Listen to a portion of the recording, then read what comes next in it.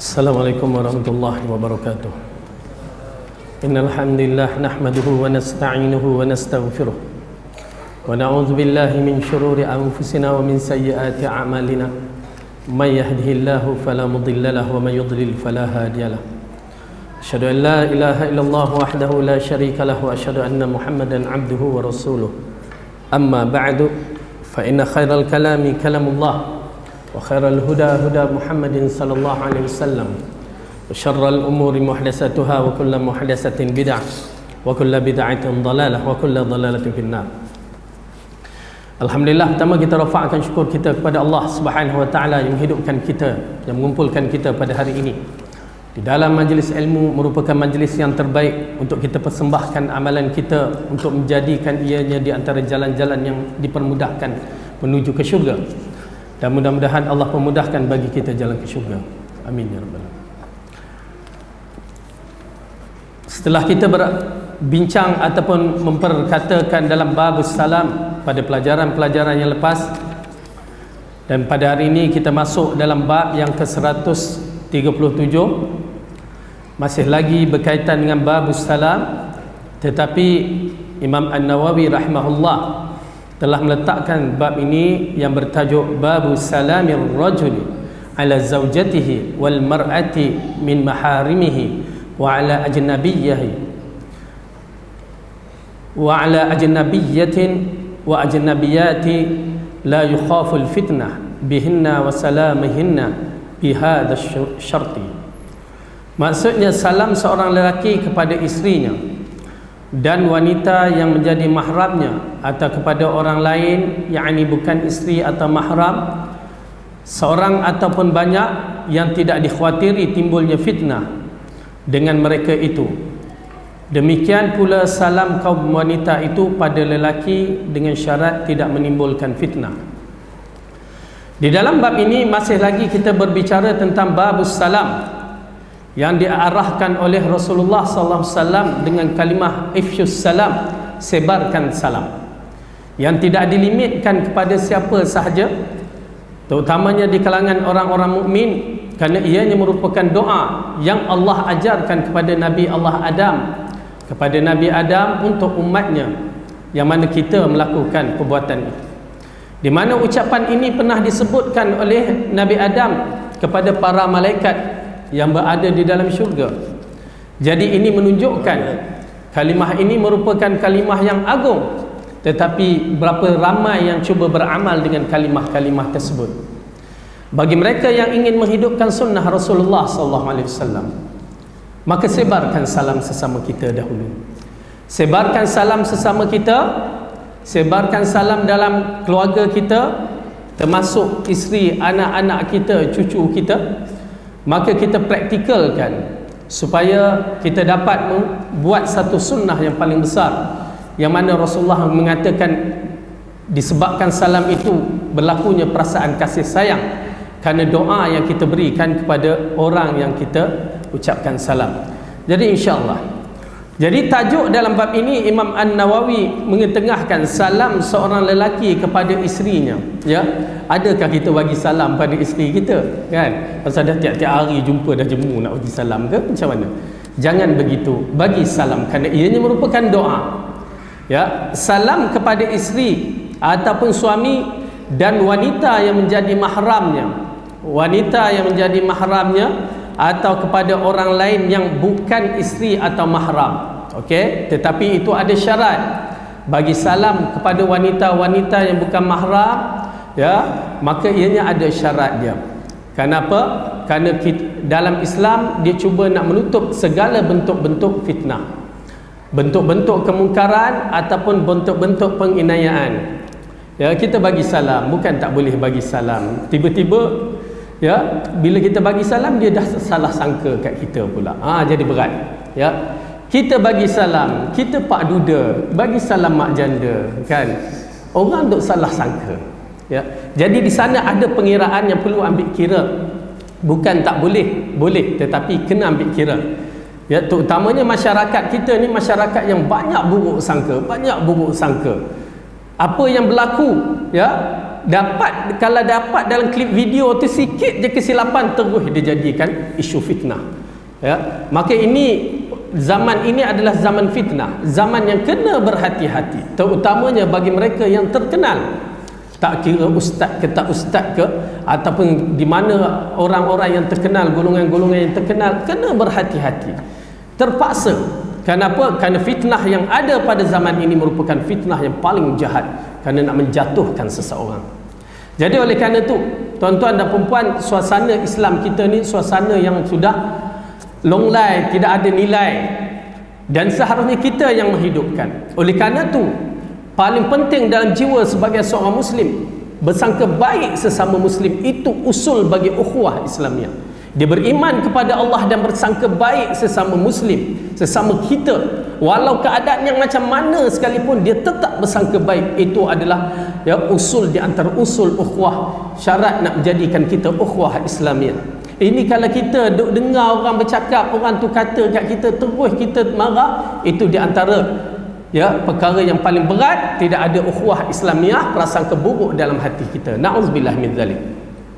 Oleh kerana itu, di antara tanda-tanda yang menunjukkan bahawa kita ni sayang kepada seseorang itu, ialah kita berdoa tak saudara kita di belakang.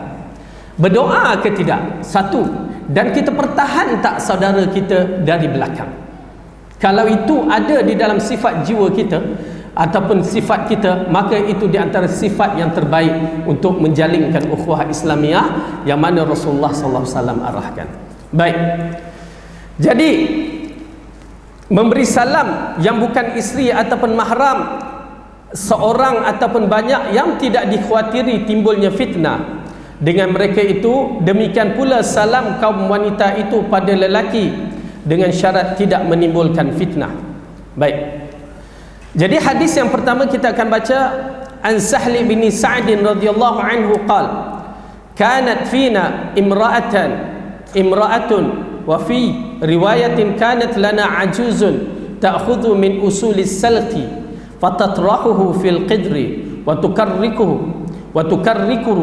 habbatin min asy-sya'ir fa idza sallayna al-jum'ata insarafna nusallimu 'alayha fatuqaddimuhu ilayna. Rawahul Bukhari. Qauluhu tukarkiru ya'ai tathanu. Dari Sahl ibn Sa'ad radhiyallahu anhu katanya, di rumah kami ada seorang wanita, yakni bukan di rumah, di kawasan kami ada seorang wanita, atau dalam riwayat yang lain disebut kita mempunyai seorang wanita yang sudah tua. Ia mengambil dari pokok tanaman sayur-sayuran yang bernama silik, lalu sayur itu diletakkan olehnya dalam kuali dan menumbuk biji-biji gandum. Maka jikalau kami semua telah selesai melakukan solat Jum'ah, kami pun pulang, lalu kami mengucapkan salam pada wanita tadi, kemudian ia menghidangkan makanan yang dimasakkan itu pada kami. Tukar kiru artinya menumbuk. Hadis riwayat Bukhari, hadis sahih. Hadis ini berkaitan dengan beberapa perkara yang kita lihat, di mana perkara yang menarik sekali dalam bab ini ialah pertama, seorang wanita yang melihat di mana kebajikan amal baik boleh dilakukan di mana-mana sahaja. Terutamanya amalan-amalan yang dibuat ini merupakan satu amalan yang besar, memberi makan. Dia dah tua, apa yang boleh dia buat? Dia kata itu je yang dia boleh buat. Dapatkan sedikit sayur yang bernama silik, lepas tu ditumbukkan dengan gandum, dimasak agaknya jadi bubur, lepas tu dia hidangkan kepada orang. Okey. Perkara yang menarik dalam bab ini, selain daripada memberi salam, kita menyaksikan seorang wanita yang tua, dikatakan ajuzun.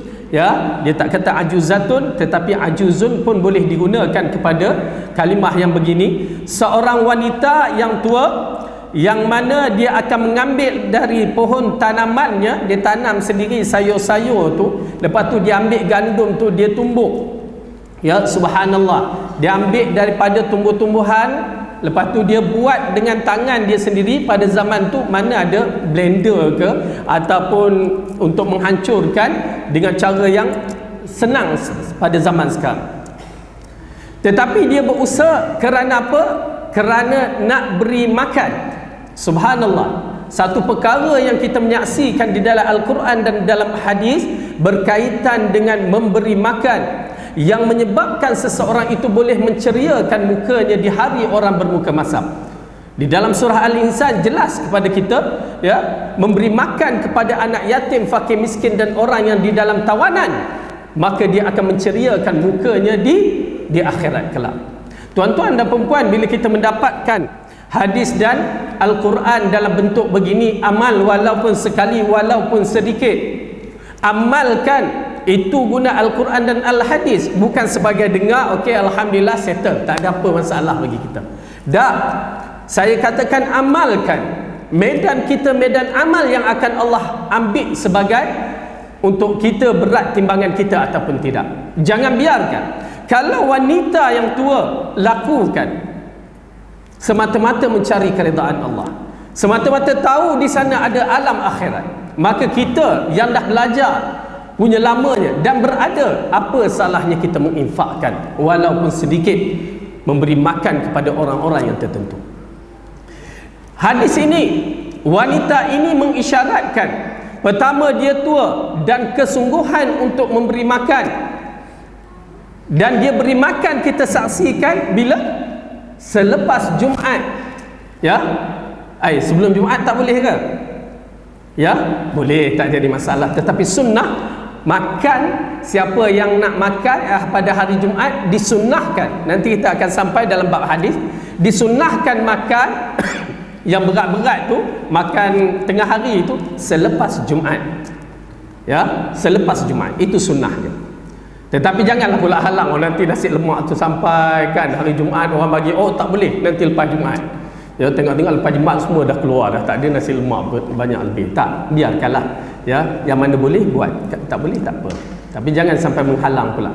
Kerana memberi makan pada hari Jumaat bagi orang yang nak melakukan solat disunnahkan selepas Jumaat, solat Jumaat. Tetapi tidak menjadi halangan. Kalau dia nak makan sebelum Jumaat, tidak menjadi halangan. Maksudnya tidaklah sampai tahap tak boleh langsung haram ke apa, tak, tidak. Tetapi disunnahkan selepas Jumaat. Kerana kalau makan sebelum Jumaat, kita akan menyaksikan para makmum semuanya menganggukkan apa yang imam kata, ya, menganggukkan. Pasal apa? Kenyang dah ngangguk, ya, semua, ya, terhenjut-henjut. Tetapi kalau tak makan lagi, dia punya panas tu ada lagi. Kena pula imam yang jenis bercakap yang panas-panas, lagi panas. Baik, itu sunnah.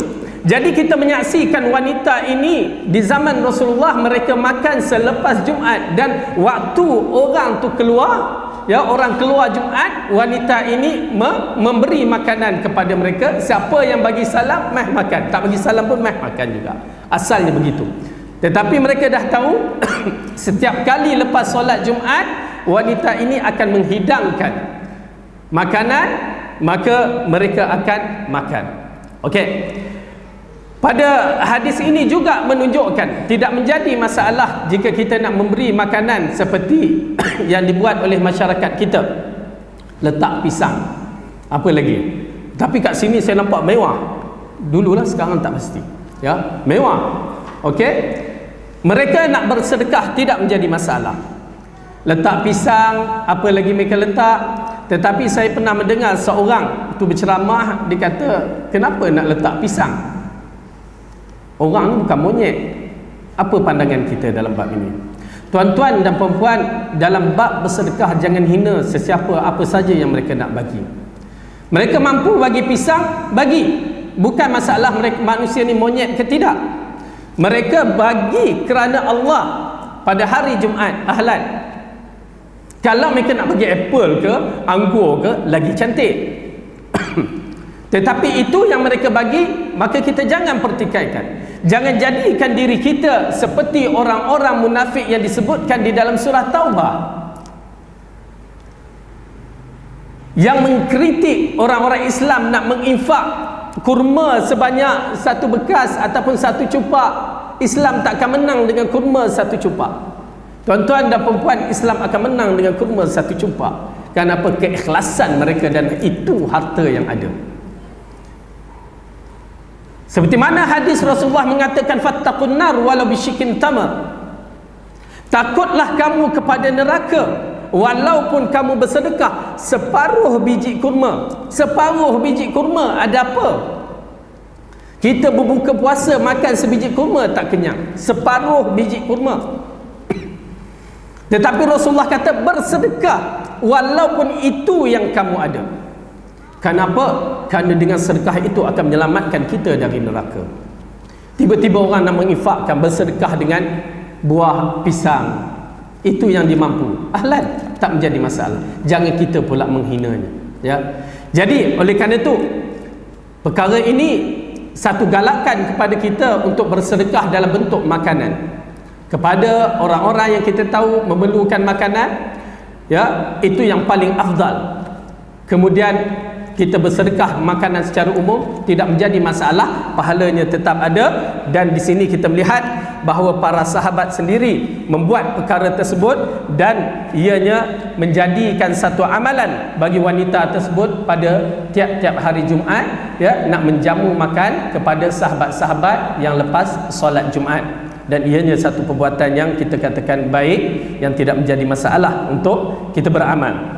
Jadi ini di antara yang kita saksikan, seorang wanita tua yang tahu kehidupannya tidak lama dan itu amalan yang terbaik yang dia mampu lakukan, maka dia lakukan.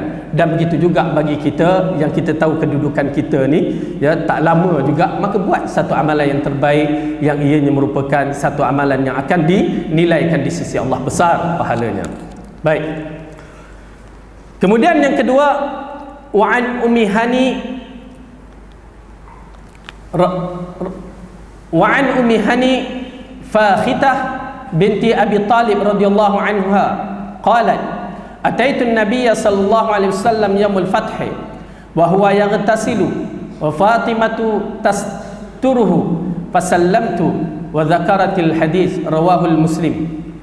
Dari Ummul Hani, yaitu Fakhitah binti Abu Talib, ya, Fakhitah binti Abu Talib radhiyallahu anha, katanya aku datang di tempat Nabi pada hari penaklukan kota Mekah dan baginda sedang mandi sedangkan Fatimah menutupinya. Kemudian aku mengucapkan salam padanya, dan selanjutnya Fakhitah menyebutkan kelanjutan hadis ini sampai selesai.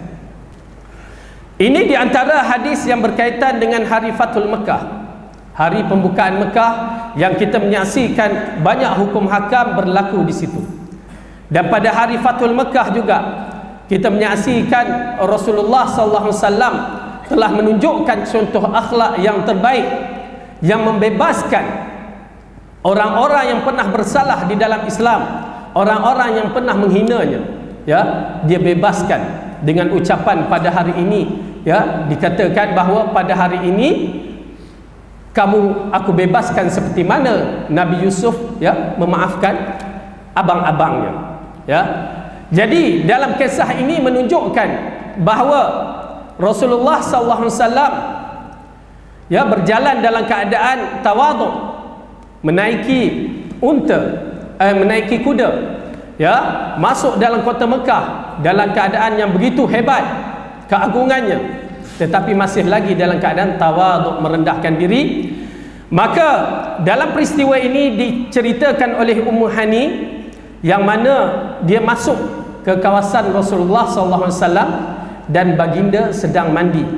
Baginda sedang mandi, yang mana yang ditutupi oleh anaknya sendiri, ya, Fatimah, dia hadang, tutup, ya.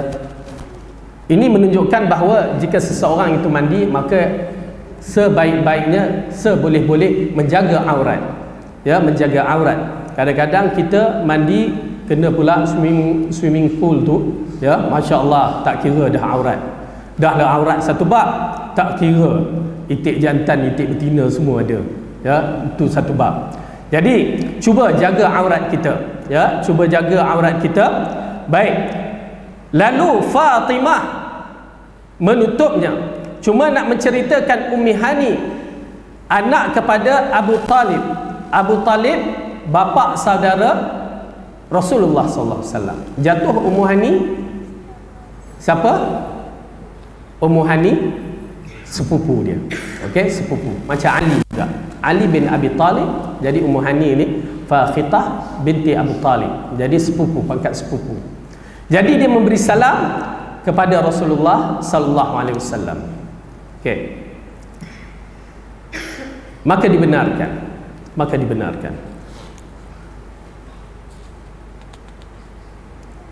Wa an Asma binti Yazid radhiyallahu anha qalat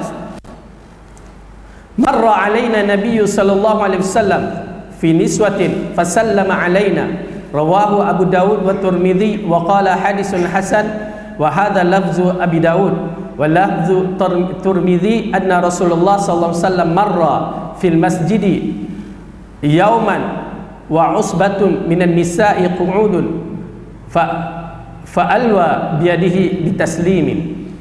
Dari Asma binti Yazid radhiyallahu anha katanya Nabi sallallahu alaihi wasallam berjalan melalui kami, iaitu kelompok kaum wanita, lalu baginda mengucapkan salam kepada kami semua.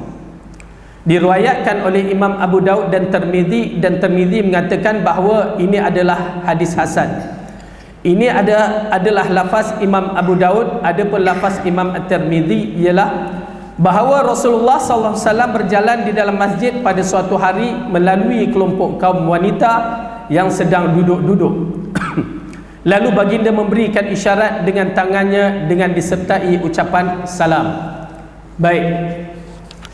Hadis ini yang diriwayatkan oleh Asma menceritakan bagaimana kaum wanita pada zaman Rasulullah sallallahu alaihi wasallam pun kadang-kadang duduk juga kelompok-kelompok mereka. Tetapi duduk mereka bagaimana wallahu alam, dan kita tahu mereka di kalangan sahabat yang salihah, yang tidak ada unsur-unsur kalau duduk nak lepak-lepak, mengumpat ke nak mengata orang, tak ada. Ya.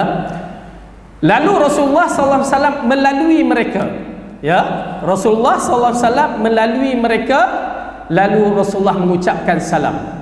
Fasallama alaina, lalu dia ucapkan assalamualaikum. Ya, jadi mereka pun jawab, menunjukkan kalau kita orang lelaki bertemu dengan kelompok perempuan, tak apa, bagi salam assalamualaikum. Ataupun kelompok lelaki perempuan lalu dia bagi salam tak? Semua menung, bagi salam dah. Biasa dia pun tak bagi salam kan. Okey, kerana sifat pemalu dia tu. Okey, cuma nak menceritakan tidak menjadi masalah dalam kelompok-kelompok yang begini jika tidak timbul fitnah. Dan begitu juga Rasulullah sallallahu alaihi wasallam dalam riwayat yang lain ya menceritakan bahawa dia bagi salam sambil mengangkat tangan assalamualaikum. Ya, angkat tangan dengan taslim assalamualaikum. Tak maaf apa. Ya, kalau angkat saja boleh. Kita dah belajar dilarang. Ya, kalau angkat saja dilarang, tetapi angkat dengan ucapan salam. Jadi hadis ini mengisyaratkan kepada kita dibenarkan memberi salam kepada golongan perempuan ataupun golongan lelaki jika tidak timbulnya fitnah, dan juga sesiapa jika tidak timbulnya fitnah. Baik, kalau timbul fitnah maka tidak dibenarkan. Walaupun benda itu baik, ya, dia menimbulkan fitnah, maka tidak dibenarkan sama sekali.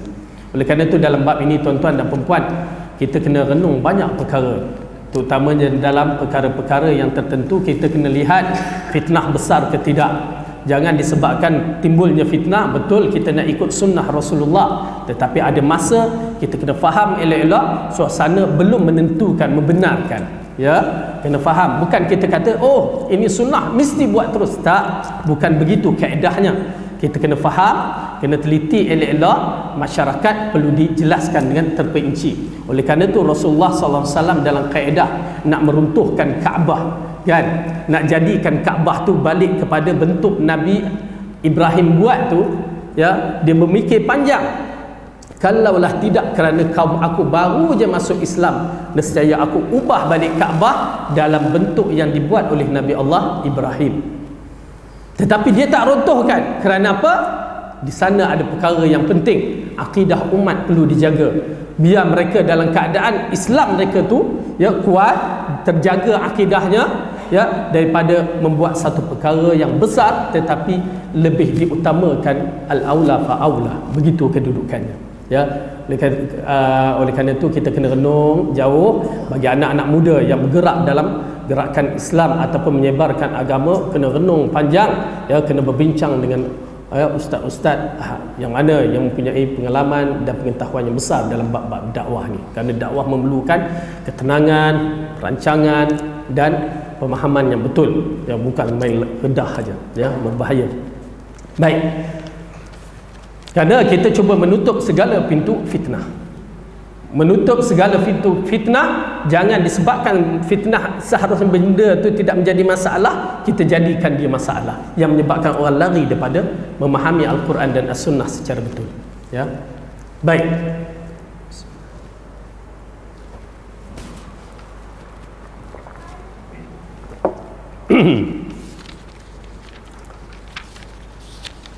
Bab yang berikutnya bab 138, bab tahrimi ibtida'ina al-kafira bis-salami wa kaifiyati raddi alaihim wa istihbab as-salam ala ahli majlis fihim muslimun wal kuffar. Bab haramnya kita memulai salam kepada orang kafir dan cara menjawab salam kepada mereka, dan sunnah mengucap salam kepada orang yang ada di dalam majlis yang di antara mereka ada kaum muslimin dan kaum kafirin. Okey.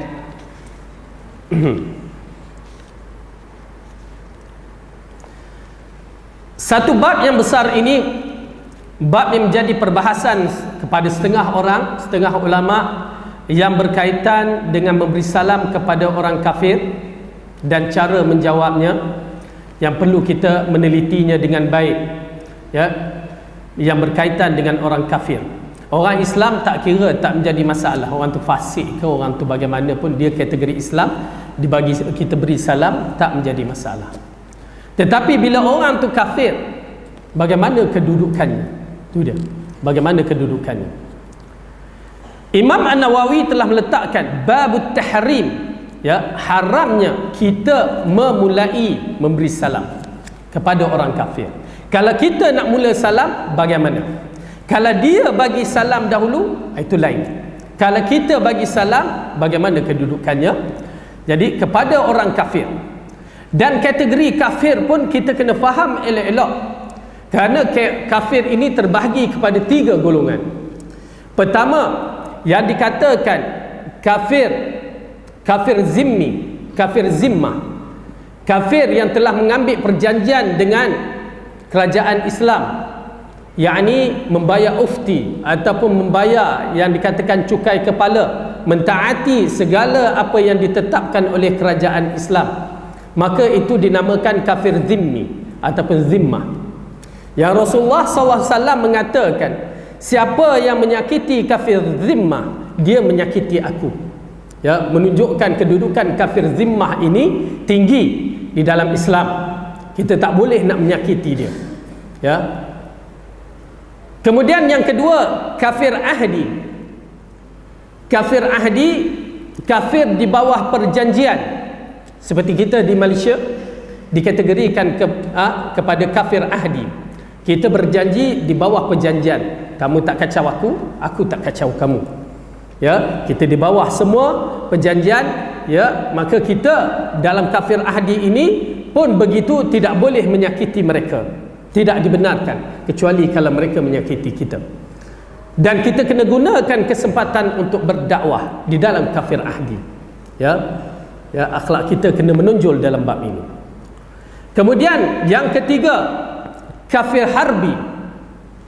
Kafir harbi adalah kafir yang mengisytiharkan peperangan terhadap umat Islam ataupun negara Islam ataupun menceroboh negara Islam. Ya, mereka yang ada di negara-negara Islam membuat kerosakan itu, seperti mana yang kita lihat di Iraq, di mana lagi, di Afghanistan. Semua berbentuk kafir harbi. dia masuk menyerang Amerika ke siapa ke, ya, masuk menyerang umat Islam, kafir harbi. Okey, jadi itu kategori 3 kafir. Maka kita berada di kafir ahdi, belum sampai kafir zimmi. Okey, maka 3 kategori ini tidak sama hukumnya, ya, tidak sama hukumnya. Tetapi kita lihat juga, jika kafir itu kafir zimmi, dia menyakiti hati umat Islam, maka diambil kira. Kafir ahdi menyakiti hati umat Islam, maka kita perlu tengok juga. Maka di sini pembahagian-pembahagian tu diambil kira, ya, diambil kira di dalam Islam. Baik. Hadis yang pertama, an Abi Hurairah radhiyallahu anhu anna Rasulullah sallallahu alaihi wasallam qala: La tabda'ul yahuda wan nasara bis salami fa idza laqitum ahaduhum fi tariqin fattaruhu ila adyaqihi, rawahu Muslim.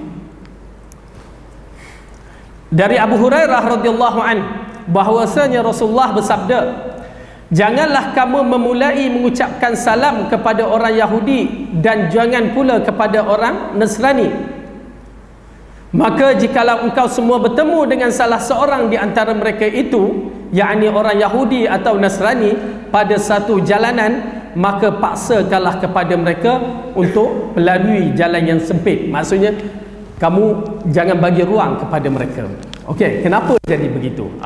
Ini kalau orientalis yang tengah umat Islam, ya, umat Islam depa yang mulakan dulu nak cari gaduh, kan?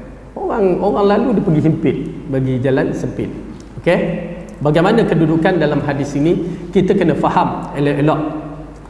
Pertama, dalam kisah hadis berkaitan dengan Yahudi dan Nasrani, okey, kita melihat bahawa 2 kelompok besar ini, mereka menentang agama Islam secara terang-terangan, ya. Sewaktu Rasulullah SAW berada di Madinah, dan kita kena faham pula, ya, kedudukan Rasulullah SAW di Madinah bagaimana. Jangan buat kat di bumi kita ni, amboi, mentang-mentang lah kita ni aku orang Islam, nampak orang putih bawa kereta, kecewa, kita pun himpit, ya, sudah kita masuk penjara. Okey, tak boleh. Rasulullah SAW bila berada di Madinah, yang menyebabkan Abdullah ibnu Ubay ibnu Salul begitu marah sekali kepada Rasulullah, ketua munafik itu, kerana bila Rasulullah masuk je Madinah, dia terus menjadi ketua di sana. Asalnya sebelum Rasulullah masuk ke Madinah, penduduk Madinah termasuk Yahudi telah sepakat untuk melantikkan Abdullah ibnu Ubay ibnu Salul ini sebagai pemimpin Madinah, yakni sebagai raja di sana. Tetapi bila Rasulullah datang, terus sokongan masyarakat Madinah kepada Rasulullah. Ansar dan golongan Khazraj dan Al-Aus bersatu menyokong Rasulullah sallallahu alaihi wasallam, kecuali Yahudi sahaja. Itu yang menyebabkan Abdullah bin Ubay marah. Kenapa? Dia tak boleh jadi pemimpin. Ya, tak boleh jadi pemimpin. Dan kita kena faham elok-elok, bila Rasulullah SAW duduk di Madinah sebagai ketua, seolah-olah dia pemimpin ataupun seorang raja yang berkuasa penuh, mutlak. Dahsyat. Itu pasal arahan dia diikuti. Ya, arahan dia diikuti. Dan golongan-golongan Yahudi dan Nasrani takut kepada Rasulullah. Sekarang mereka takut pada kita? Tak takut. Kita berkuasa? Tak berkuasa apa pun. Maka tak boleh. Kena berhati-hati. Rasulullah sewaktu berada di Mekah, di Madinah, dalam keadaan dia seorang seolah-olah raja, yang sampai waktu kita tahu pada hari dalam kisah perjanjian Hudaybiyah, yang mana kafir Quraisy menyaksikan bagaimana Rasulullah diagungkan, ludah dia diambil, disambar dan digosok-gosok pada badannya, air wuduk diambil, ya, disapu-sapu kepada muka dan badannya, yang mana sehingga mereka mengatakan, kami pernah melihat Raja Rom dan Parsi, tetapi tidak pernah diagungkan Raja Rom dan Parsi seperti mana pengikut Muhammad mengagungkan Muhammad. Dahsyat. Tuan-tuan dan puan-puan mungkin boleh faham. Maksudnya kalau Rasulullah arahkan perang, habis hancur penduduk Madinah, Mekah pada ketika itu. Kalau Rasulullah suruh buat apa saja, mereka pasti akan buat. Mereka tak akan ingkar. Menunjukkan kekuatan Rasulullah dan para sahabat waktu itu dahsyat. Oleh kerana itu, orang-orang Yahudi pada waktu itu merasa gerun kepada Rasulullah, merasa gerun kepada umat Islam. Lalu Rasulullah SAW berhak untuk mengatakan sesuatu. Apabila mereka mengkhianati agama, mengkhianati perjanjian dengan Rasulullah, percubaan bunuh Rasulullah, jadi ini menunjukkan kejahatan mereka. Jadi berhak untuk Rasulullah melakukan sesuatu untuk mentakdibkan, mengajar mereka. Jadi ini adalah dalam satu bentuk sistem pengajaran kepada orang-orang Yahudi dan Nasrani di Madinah. Ya, pendidikan pada mereka. Jangan nak tunjuk lagak. Kerana apa? Kerana penduduk Yahudi di Madinah memang sombong pada ketika itu. Sombong dengan ucapan dan perkataan-perkataan yang kita saksikan dalam sirah. Mereka menghina penduduk Aus dan Khazraj. Sombong, sedangkan mereka bukan penduduk Madinah. Mereka orang yang datang daripada Palestin sana, datang 300-400 tahun, ya, lama datangnya, singgah ke Madinah. Tujuan apa? Ya, harapan mereka, kerana dalam kitab Taurat dan Injil telah menceritakan Nabi akhir zaman akan muncul di Madinah. Itu je. Itu pasal mereka datang ke Madinah. Okey. Jadi Rasulullah SAW bertindak tegas kepada Yahudi dan Nasrani supaya beradab dengan orang Islam. Ya, beradab dengan orang Islam. Jangan kamu nak tunjuk action. Beradab dengan orang beriman, orang mukmin. Itu nama izzah, kemuliaan. Orang Islam adalah kemuliaan. Tak boleh siapa mempermainkan. Orang Islam bila dia terluka, dia perlu dibela. Kita tahu dalam kisah kerajaan Islam pada satu ketika dulu. Ya, apabila seorang wanita di zaman siapa ya? Zaman bukan Ma'mun, satu lagi. Ya, Amirul Mukminin yang berada di Syria sana. Ya, apabila diinaya oleh orang Yahudi di Syria ke di Iraq, tak ingatlah. Lalu dia merau memanggil, ya Amirul Mukminin, disebut apa nama, dah lupa dah, balik Mesir lupa pula dah. Macam mana ni? Okey. Amirul Mukminin yang berada di dalam bilik disampaikan berita bahawa seorang wanita telah memanggil, ya Amirul Mukminin. Siapa ingat tak Syekh? Lupa dah. Lalu dia menyediakan tentera, kerajaan Rom, bukan Yahudi, kerajaan Rom ya. Dia menyediakan tentera. Dia kata, aku akan sediakan tentera. Ada permulaan, tidak ada penghujung. Subhanallah. Tumbang negara-negara Rom pada ketika itu, beberapa negara tumbang disebabkan Amirul Mukminin bangun dan mengamuk. Dia serang semua disebabkan seorang wanita merau memanggil, ya Amirul Mukminin. Apa nama Amirul Mukminin itu dah lupa dah. La ilaha illallah. Baik. Begitu kedudukan. Dan pada hari ini kita agak berasa sesuatu yang menarik. Ya. Apabila umat Islam di mana? Di Burma dapat bantuan, kerajaan Saudi menyediakan tempat pada mereka. Dan kita melihat umat Islam, umat sunnah di Yaman mula dapat pembelaan setelah Syiah berkuasa. Itu agak menarik ya, agak menarik. Satu benda yang perkembangan yang menarik yang perlu kita ambil perhatian.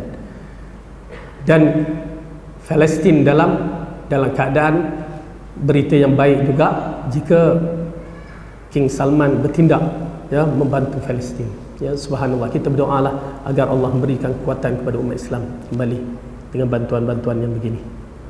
Ya. Baik, kita masuk hadis yang pertama tadi, yang mana kita kena tahu bahawa Rasulullah SAW mengatakan jangan memulai mengucap salam kepada orang Yahudi dan juga Nasrani. Tak boleh kita ucapkan salam pada mereka berbentuk Assalamualaikum. Mungkin selamat pagi itu tak apa, good morning apa tu mungkin tak apa, tetapi Assalamualaikum tak boleh, kita mulakan. Okey. Kemudian yang pertama.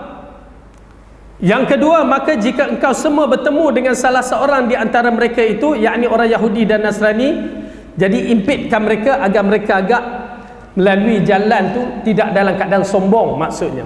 Okey, ini dalam keadaan suasana Rasulullah SAW dan para sahabat di Madinah. Tetapi kita dalam suasana kita tidak dibenarkan, kerana ianya akan menimbul fitnah yang lebih besar. Ya, kita katakan fitnah yang akan berlaku dan yang menyebabkan pergaduhan kerana kita berada di dalam perjanjian dengan mereka. Okey, maka kita tidak boleh bertindak dalam bentuk yang begini. Okey. Hadis yang kedua, wa an Anas radhiyallahu anhu qala qala Rasulullah sallallahu alaihi wasallam idza sallama alaikum ahlul kitab faqulu wa alaikum, muttafaqun alaih. Dari Anas radhiyallahu anhu, Rasulullah bersabda, jikalau ada golongan ahlul kitab iaitu orang Yahudi atau Nasrani memberi salam kepada kamu semua, maka ucapkan wa alaikum, maksudnya ke atas kamu juga.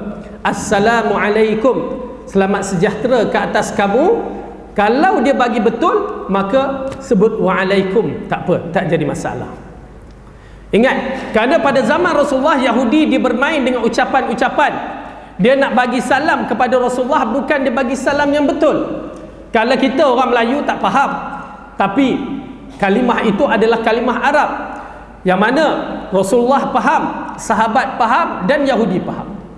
Apabila sekali itu dalam hadis yang kita pernah baca, Aisyah mendengar orang Yahudi itu mengatakan Assalamualaikum. Dia tak sebut Assalamualaikum, Assalamualaikum. Lalu Rasulullah menjawab alaikum. Aisyah menjawab, apa dia? Aisyah marah, kata, kutuk Yahudi itu. Lalu Rasulullah kata, ya Aisyah, sabar, ya, sabar, jangan buat perkara begitu. Ya Rasulullah, dia berkata, dia kutuk kamu dengan ucapan Assalamualaikum. Assalamualaikum apa maksud dia? Assam, mampuih kamu. Assalamualaikum ya Rasulullah, mampuih kamu Rasulullah. Macam itu maksud dia. Lalu Rasulullah kata alaikum, ke atas kamu. Ya, nampak tak? Aisyah dibetulkan, ya Aisyah, Allah tidak suka kepada orang yang membalas dengan perkataan perbuatan yang buruk dengan cara yang begitu. Lalu Aisyah mengatakan, ya Rasulullah, tak dengarkah apa yang mereka kata? Rasulullah mengatakan, aku dah jawab, ke atas kamu. Wa alaikum, yakni kejahatan, kematian itu ke atas kamu. Maka itu kaedahnya. Maka jika orang-orang kafir memberi salam dalam keadaan yang buruk, maka kita boleh jawab wa alaikum. Macam itu cukup. Ya. Kalau dia bagi cara baik, assalamualaikum, waalaikum pun boleh, waalaikumsalam pun boleh. Tetapi waalaikum pun cukup dah. Maksudnya doa kebaikan ke atas mereka juga. Cuma perbahasan ulama berlaku di situ, tidakkah jika mereka memberi salam yang baik, maka kita balaslah yang lebih baik, berdalilkan di dalam ayat surah An-Nisa. Okey, azan dulu.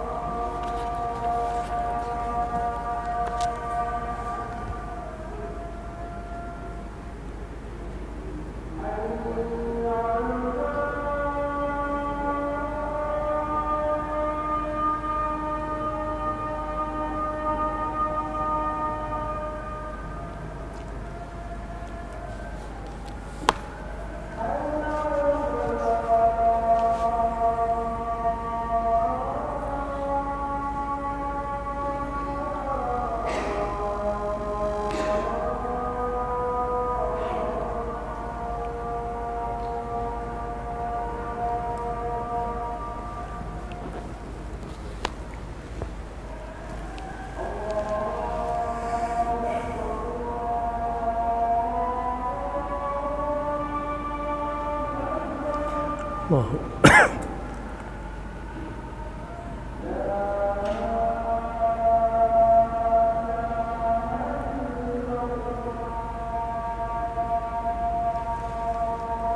La ilaha illallah asyhadu an la ilaha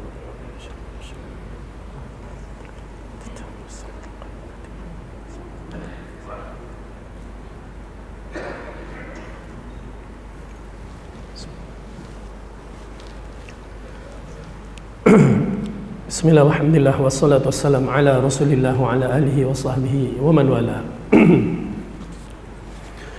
Di dalam surah An-Nisa Allah telah berfirman ayat yang ke-86, A'udzu billahi minasy syaithanir rajim.